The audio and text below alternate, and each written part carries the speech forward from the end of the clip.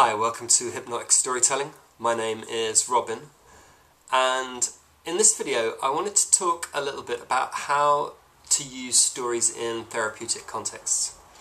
Now, if you've been following the last few videos, I've been going on about this silly bee, right? I told you a story about a bee. I found a bee on the stairs. I gave it some honey and water, and it drank the honey and water, and then it flew off. Really simple story. The reason that I keep coming back to this is because I want to demonstrate how, the stories that you tell don't always have to be extraordinary and, fascinating, and you can just take something that is quite mundane, something, that could happen to anyone, any day, and you can use that usefully and with intention. So, the story of the bee. I've already told you that I've used that in a couple of therapeutic contexts. And I'm just going to talk about two of those contexts for now. So I'm sitting with a friend on a park bench. She's just arrived, she's rushed off her feet, she's been, shopping and got herself, in a big fluster over something, and something that she wants to take back, and so, just getting into that really stressed out state. And she sits down on the park bench, and, we say our basic introductions, and I can kind of turn to her and, I say, hey, something really funny happened to me just early today, right? I noticed a bee just sitting there on the stairs, and the bee was so tired, and I didn't know whether it had enough energy to fly away. It certainly it just needed to rest. And so I went and I got a piece of paper, and I dipped it in honey and a little bit of water, and then I just gave it to the bee. And the bee just sat there and rested and just drank up all of that honey. And after a while, it began to feel, like a bit stronger.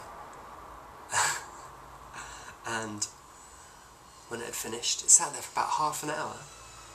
And then when it was done, it kind of got itself together, gathered up its strength again, and then buzzed off. It flew off into the sky. Now, when you tell a story like that in a therapeutic context, your aim, or my aim in that situation, is that the person I'm talking to identifies with the bee, right? And the bee is resting. The bee needs to find the right kind of nutrition. The bee needs to just sit there and relax and feed. The bee needs to feed so that it can get its strength back. For those of you who've studied Milton Erickson, one of the stories that's told about him is how he worked with a patient who was a gardener, who'd been a bit of a gardener, and I think he'd had a stroke or something. I can't remember the details of the story, but he talked about a tomato plant, and how a tomato plant rested and grows and goes through, different phases.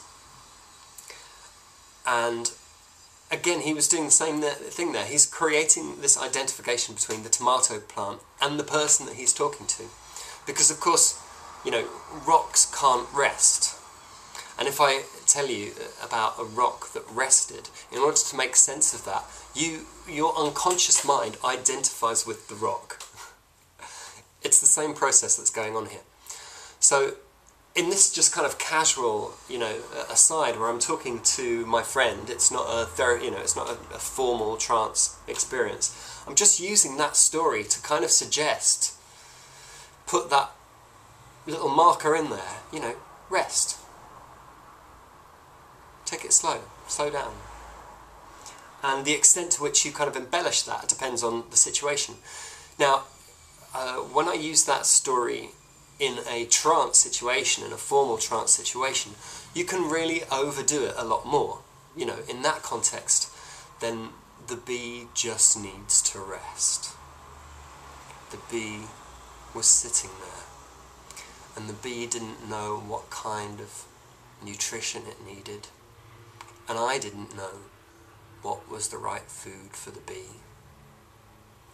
But I thought that maybe a little water and honey, and the bee just rested.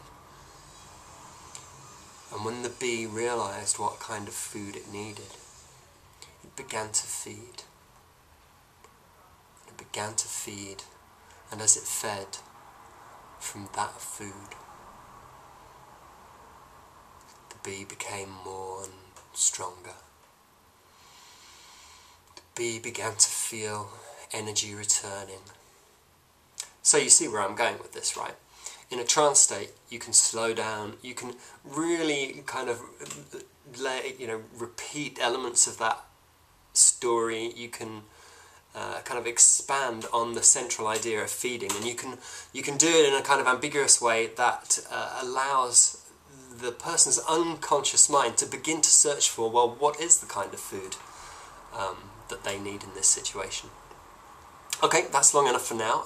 In the next video, I'm going to talk a little bit more about, again, that story, but this time how you use it in a social context, and what's so darn clever about stories in social contexts, and how you can use them to say things that you really shouldn't say explicitly. Okay, I hope you've enjoyed, and catch you next time.